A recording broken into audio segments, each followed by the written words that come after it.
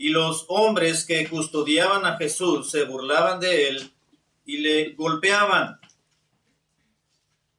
Y vendándole los ojos, le golpeaban el rostro y le preguntaban diciendo: profetiza, ¿quién es el que te golpeó? Y decían otras muchas cosas injuriándole. Cuando era de día se juntaron los ancianos del pueblo, los principales sacerdotes y los escribas, y le trajeron al concilio diciendo: ¿eres tú el Cristo? Dínoslo. Y él les dijo: si yo os dijere, no creeréis, y también si os preguntare, no me responderéis ni me soltaréis. Pero desde ahora el Hijo del Hombre se sentará a la diestra del poder de Dios. Dijeron todos: ¿luego eres tú el Hijo de Dios? Y él les dijo: vosotros decís que lo soy. Entonces ellos dijeron: ¿qué más testimonio necesitamos? Porque nosotros mismos lo hemos oído de su boca. Amén. Padre amado, gracias por estos momentos, Señor, tan deliciosos en armonía espiritual, en tu palabra, en la fe, en los cuales estamos recordando esos momentos en la humanidad de Cristo, momentos tristes, pero también momentos en los cuales se conducía a llevar a cabo el plan de la salvación al ser entregado el Señor Jesucristo para la salvación de todos aquellos que creerían en Él. Te pido que bendigas los siguientes minutos de exposición de tu palabra para que nos traigas a nuestro corazón y a nuestra mente un amor más sincero y más profundo por nuestro Redentor. Que traigas a nuestro corazón un acercamiento más próximo de nuestro corazón, de nuestro espíritu, hacia el de nuestro Señor Jesucristo. Que podamos amarle más y podamos vivir más cerca para Él. Oramos en esta tarde, en esta noche, en el nombre de Cristo. Amén.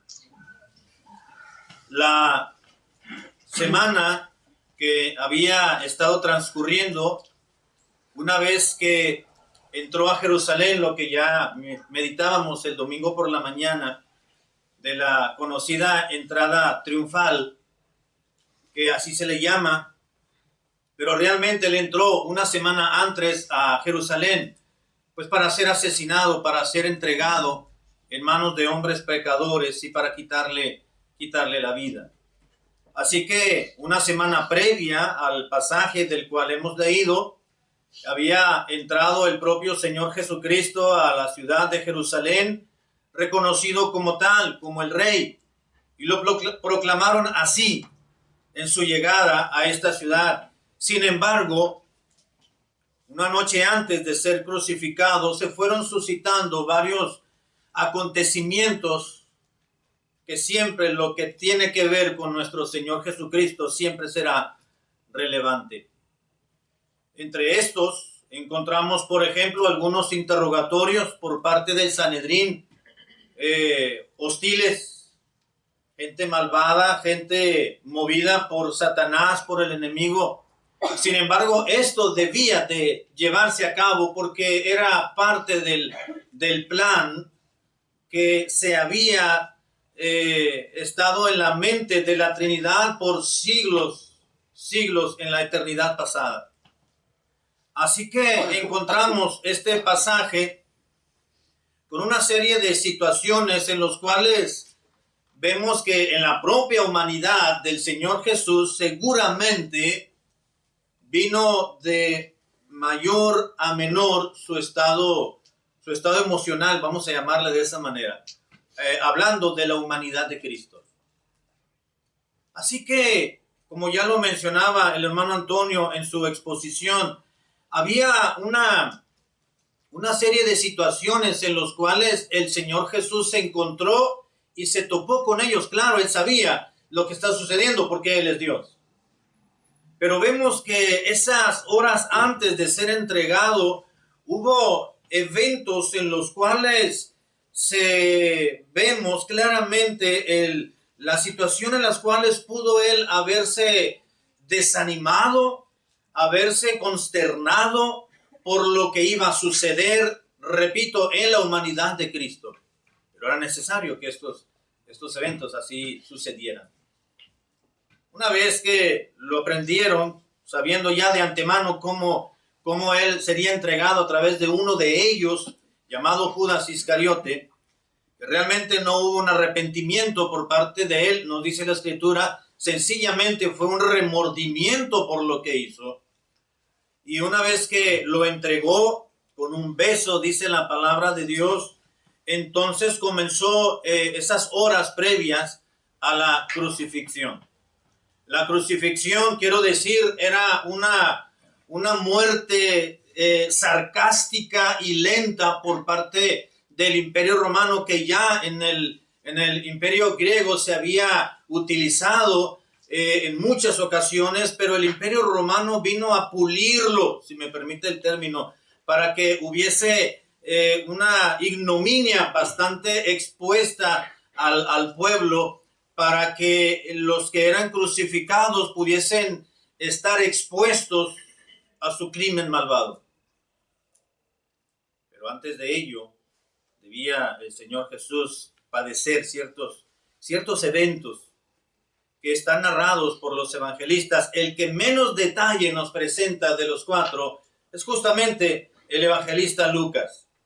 Nos dice la palabra de Dios, ya leída los versículos anteriores, cuando fue aprehendido, fue llevado a la casa del sumo sacerdote y le prendieron y le llevaron, nos dice el versículo 54, y mientras ocurría alguna situación en el exterior de la casa, dice la palabra de Dios en el versículo 63, que había ciertos soldados que le estaban custodiando, estaban protegiéndolo, custodiándolo propiamente a Jesús.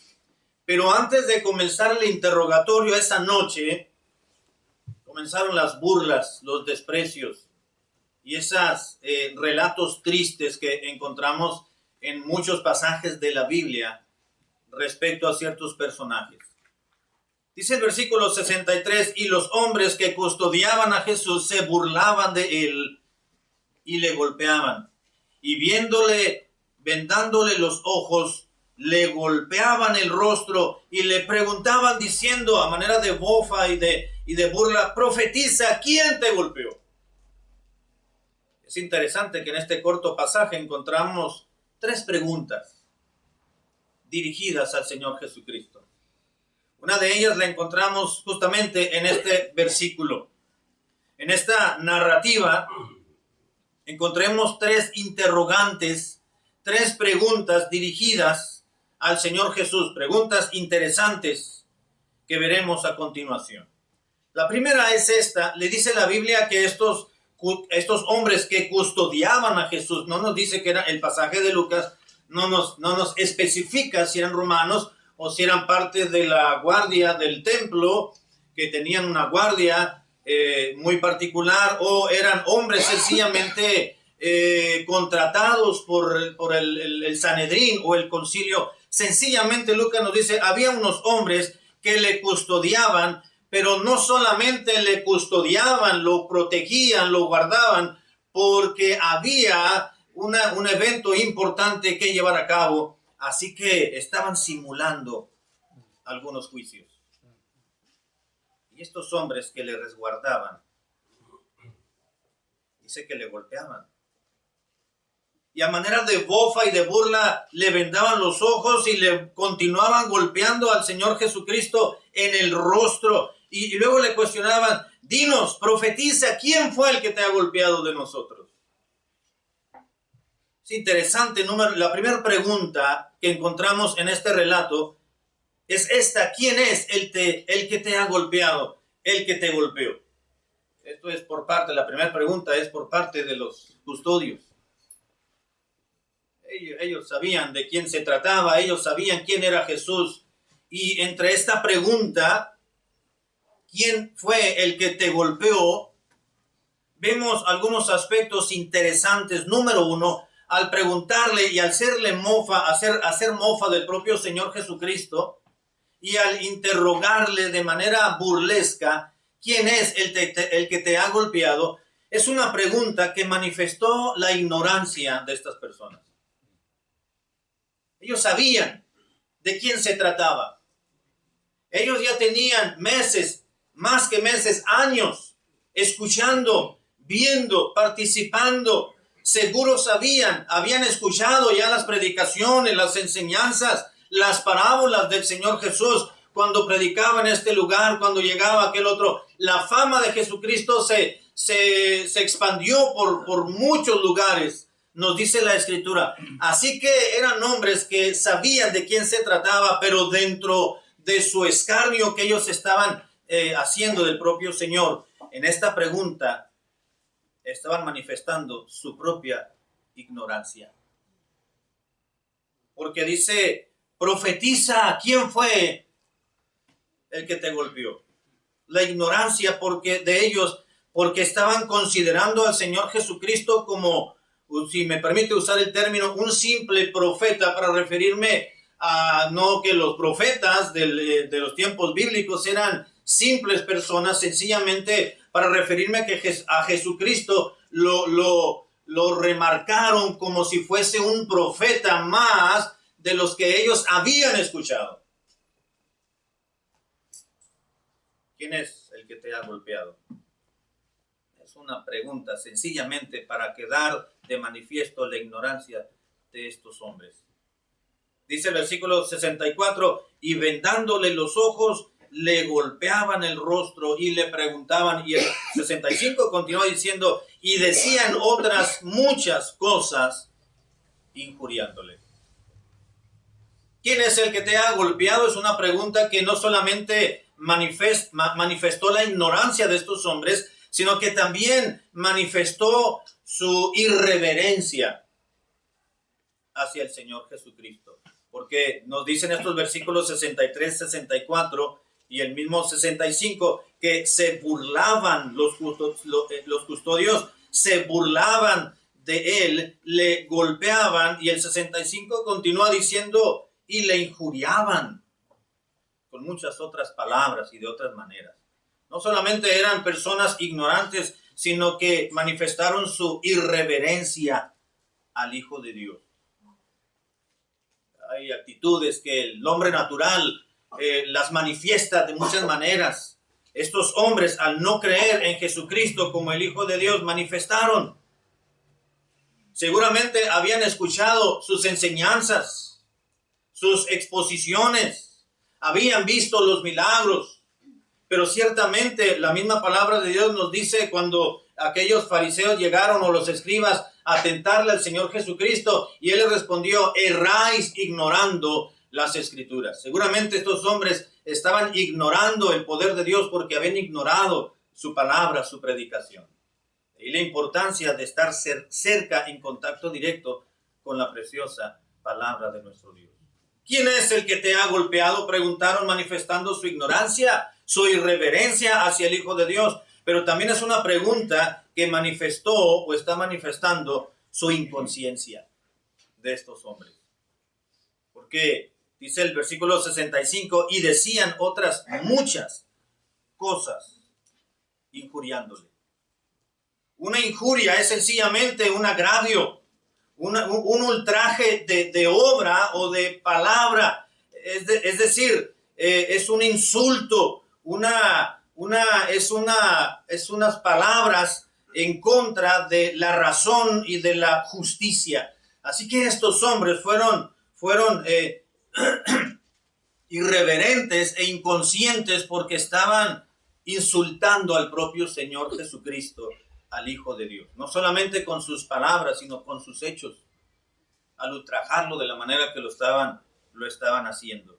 Así que solamente el hombre natural, estos hombres naturales, estaban manifestando lo que había dentro de sí, lo hueco, lo vacío que tenían en el corazón porque no habían creído en el Hijo de Dios, su ignorancia, su irreverencia y su inconsciencia. Pero también encontramos una segunda interrogante que le dirigen al Señor Jesucristo.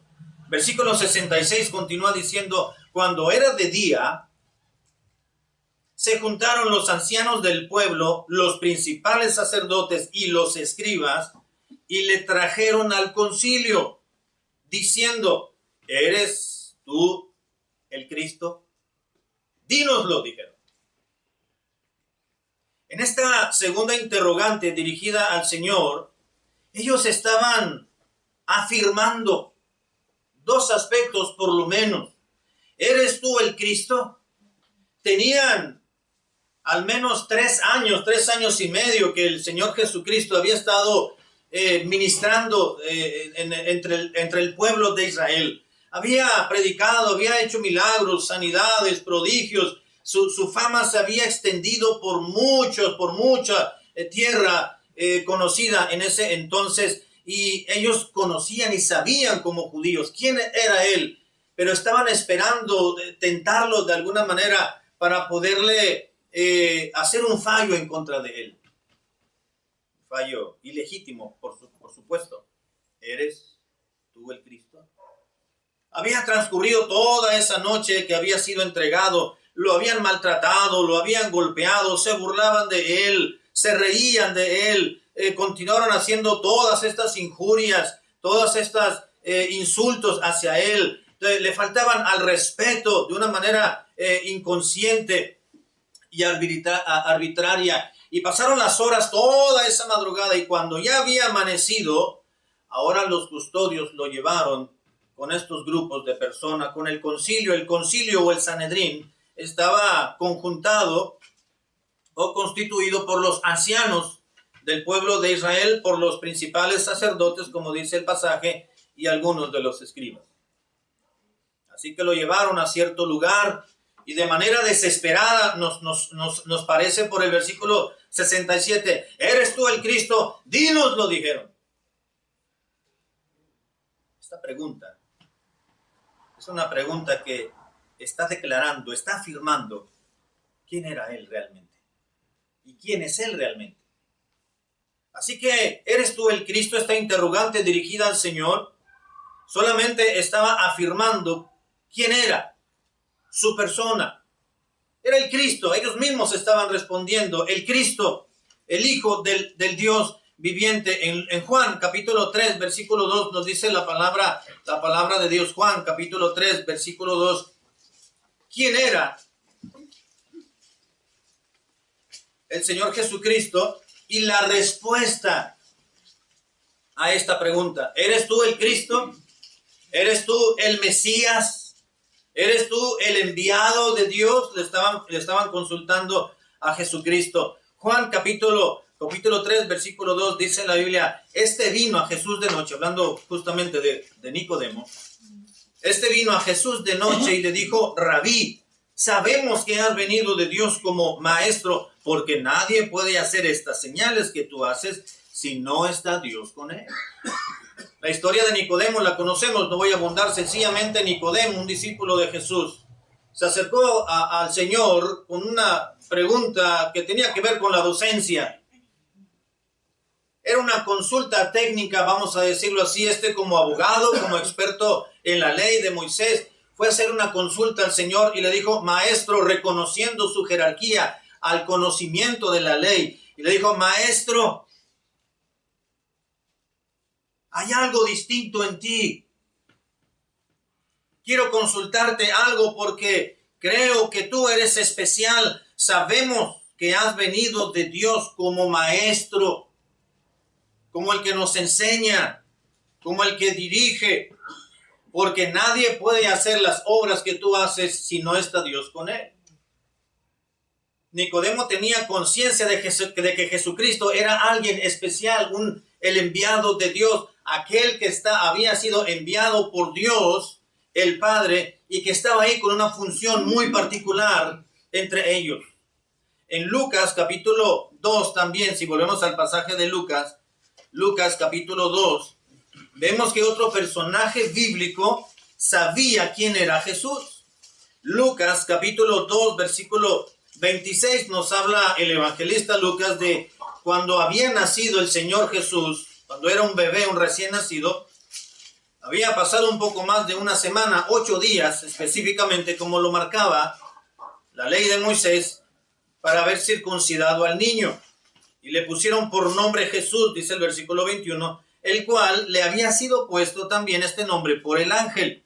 Dice, antes que fuese concebido, versículo 26, voy a brincarme al 26. Dice que cuando llegó Jesús y María al templo, había un par de ancianitos, una llamada Ana, uno llamado Ana, y el otro ancianito era Simeón. Dice el versículo 25, y he aquí había en Jerusalén un hombre llamado Simeón, y este hombre justo y piadoso esperaba la consolación de Israel, y el Espíritu Santo estaba sobre él. Y le había sido revelado por el Espíritu Santo que no vería la muerte antes que viese al ungido del Señor. Y continúa el relato. Oh, mis ojos, dijo Simeón, y movido por el Espíritu, vino al templo, y cuando los padres del niño Jesús lo trajeron al templo para hacer por él conforme al rito de la ley, él tomó en sus brazos, hablando de Simeón, y bendijo al niño, a Dios, y bendijo y a Dios diciendo, oh, ahora, Señor, despides a tu siervo en paz conforme a tu palabra, porque han visto mis ojos tu salvación, la cual has preparado en presencia de todos los pueblos, luz para revelación de los gentiles y gloria de tu pueblo Israel. Así que el Señor Jesucristo era conocido por quien era: el Mesías, el ungido de Dios, el enviado, el Cristo. ¿Eres tú el Cristo?, preguntaron estos hombres judíos que conformaban el Sanedrín o el concilio. Así que el Señor Jesucristo se limitó a responder. Vamos a ver más adelantito. En el capítulo 10 también de Lucas capítulo 10, versículo 25. Lucas 10, 25 nos dice: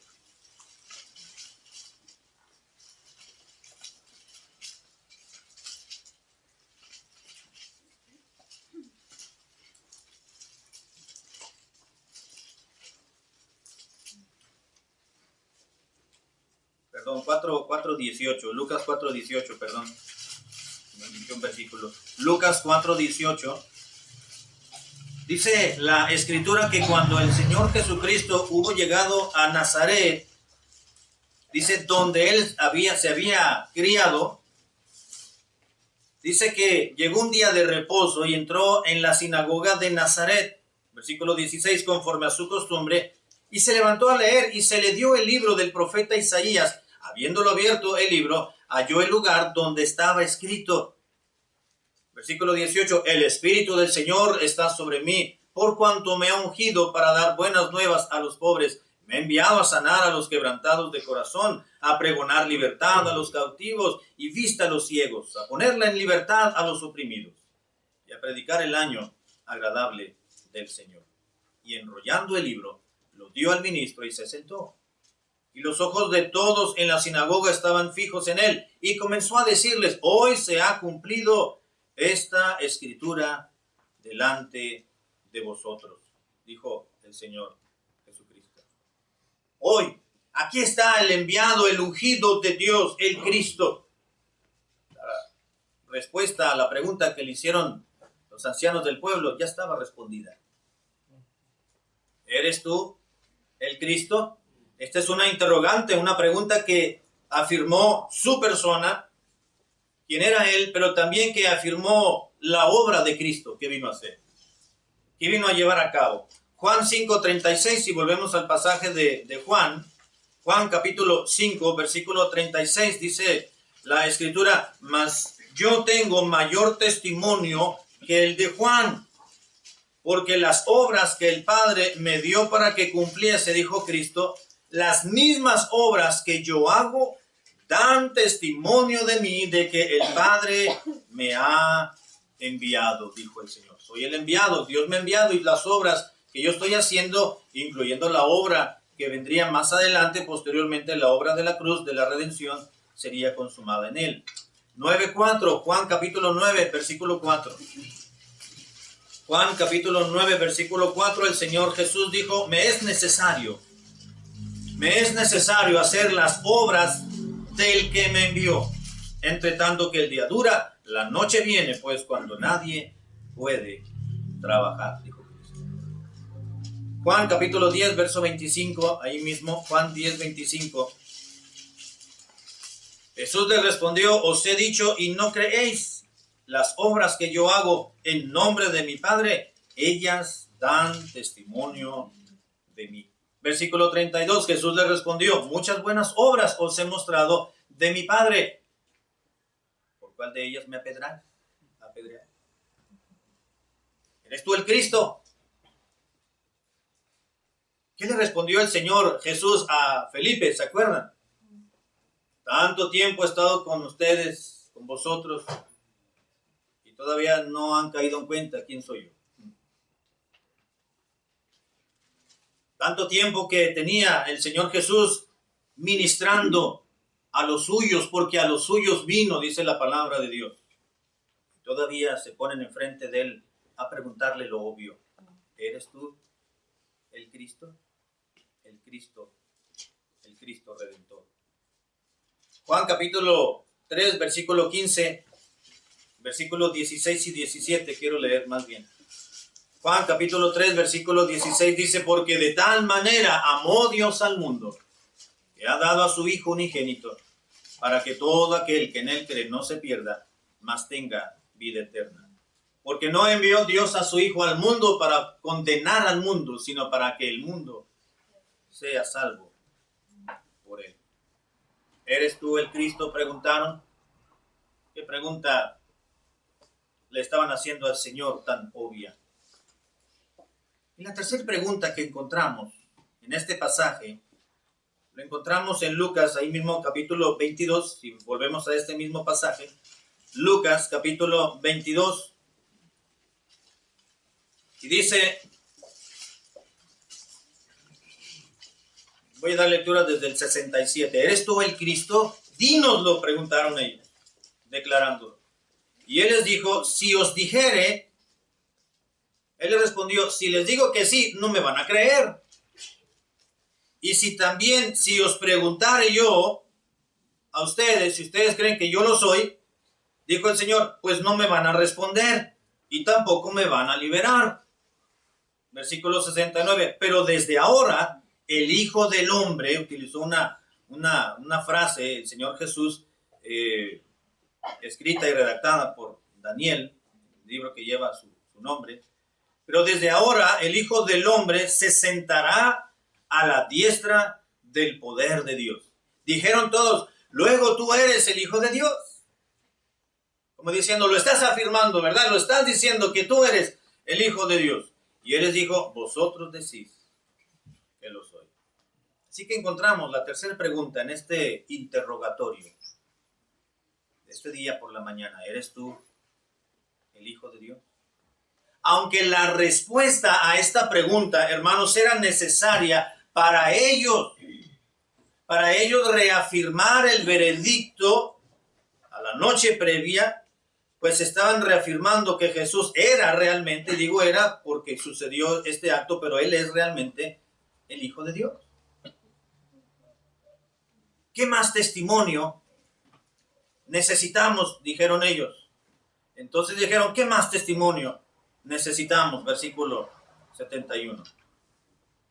Ya lo sabían, solo que sus cuestionamientos reafirmaron lo que el testimonio de Cristo con sus hechos y obras había dado a conocer él mismo por meses atrás, por años atrás. ¿Eres tú el Cristo?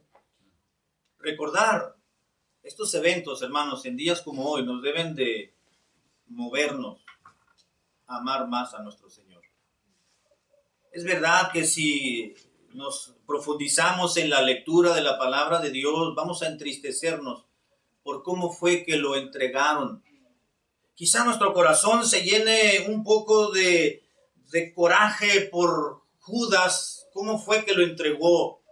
Quizá nuestra mente se llegue a enternecer por aquellas mujeres que lo seguían.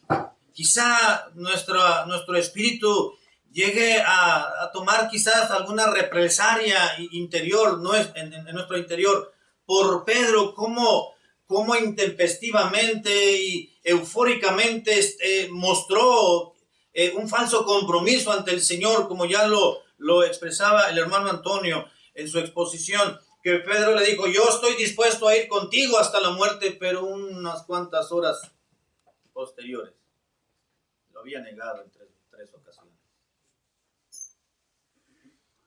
Y podemos profundizarnos y tratar de imaginar todo el escenario que estaba ocurriendo en aquella noche en la cual Jesucristo fue entregado en manos de pecadores. Y todo lo que sufrió, todo lo que padeció, hace de lado todas esas emociones que pudiésemos encontrar en nosotros y nos debe de conducir a amar más a nuestro Señor Jesucristo, a enamorarnos más de Cristo. ¿Quién ha hecho todo lo que Él hizo por usted y por mí? ¿Quién ha hecho más de lo que Él ha hecho por nosotros? Nadie. Nadie. Hemos escogido la mejor parte esta noche en haber decidido venir al templo para recordar cómo fueron aquellas horas previas a la muerte de Cristo, a su crucifixión, a su sepultura, pero no todo quedó ahí. Él fue crucificado exactamente igual que cualquier otro hombre. Es más, lo pusieron en medio de dos criminales. Los criminales padecieron lo mismo exactamente lo que él estaba padeciendo. La diferencia es que es el Hijo de Dios que estaba muriendo en lugar suyo y en lugar mío. Y los efectos de la muerte de Cristo, obviamente, no son los mismos efectos que tuvo, porque los malhechores no tuvo ningún efecto. Pero la muerte de Cristo tuvo un grande efecto para toda la humanidad. Y usted y yo estamos aquí gracias a todos aquellos padecimientos que nuestro Señor Jesús tuvo al morir, al crucificar y al ser crucificado, al morir, pero al resucitar también. Así que en esta noche, muy bien haremos, antes de irnos a casa, en exaltar el nombre del Señor y decirle, Padre, aquí estoy. Gracias por haber enviado a tu Hijo Jesucristo. Gracias por haber enviado y haber permitido y haber desde la eternidad pasada, haber planeado esta obra grande de la redención en mi beneficio y en el de los nuestros. Bien haremos, hermanos, en agradecerle al Señor con nuestro corazón, arrodillado y humillado. Señor, gracias, Padre mío. Gracias, Señor Jesucristo, por haberte despojado, no de tus atributos, pero sí de la gloria que Él tenía en el cielo, para tomar una imagen, una forma semejante a la suya y a la mía, es decir, la forma de hombre.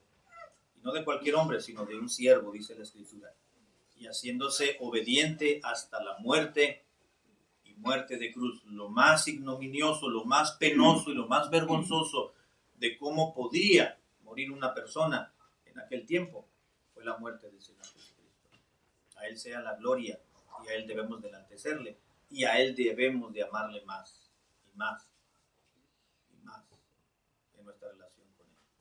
Que Dios nos ayude, hermanos, a ser solemnes y responsables en glorificar al Señor en esta noche.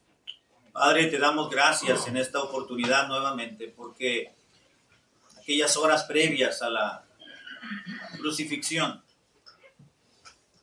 nos llevan a pensar y a meditar demasiadas cosas.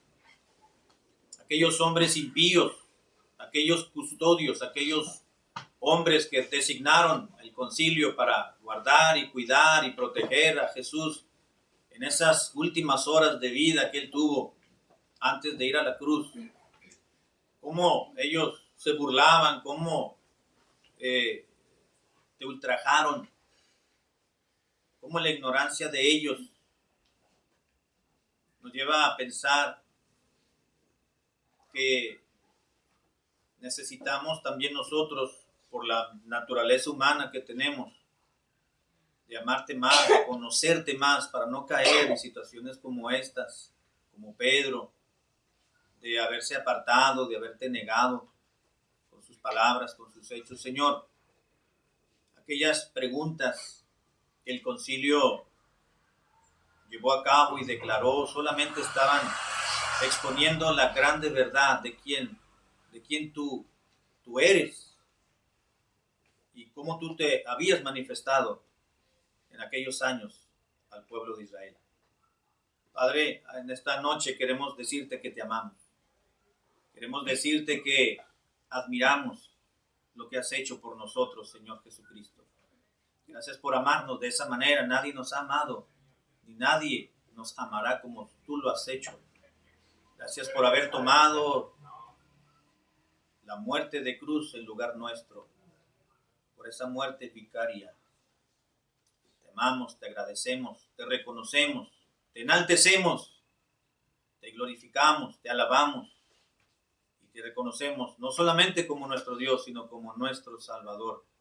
Padre, perdónanos también por no ser los hijos tuyos que deberíamos de haber hecho, lo que debemos de ser. Nos envolvemos en tantos aspectos que nos distraen de nuestro fortalecimiento, de nuestra relación contigo, nuestra relación espiritual, nuestra vida espiritual. Tantas cosas que nos mueven y nos distraen y pensamos en lo cotidiano, en lo trivial, en lo pasajero, en vez de poner nuestro corazón y volver nuestra mirada y reafirmar nuestro corazón en las cosas de arriba y no en las de la tierra. Gracias por recordarnos cómo debemos de amarte y que tenemos que amarte aún más. Bendice pues tu palabra en nuestros corazones, en nuestra mente, y ayúdanos, Señor, a vivir más cerca de ti la vida cristiana. Te agradecemos por lo que has hecho por nosotros, oh Dios, nuestro Señor Jesucristo. Te agradecemos en el nombre de aquel que se dio por nosotros, Cristo Jesús, te lo pedimos y te lo agradecemos. Amén.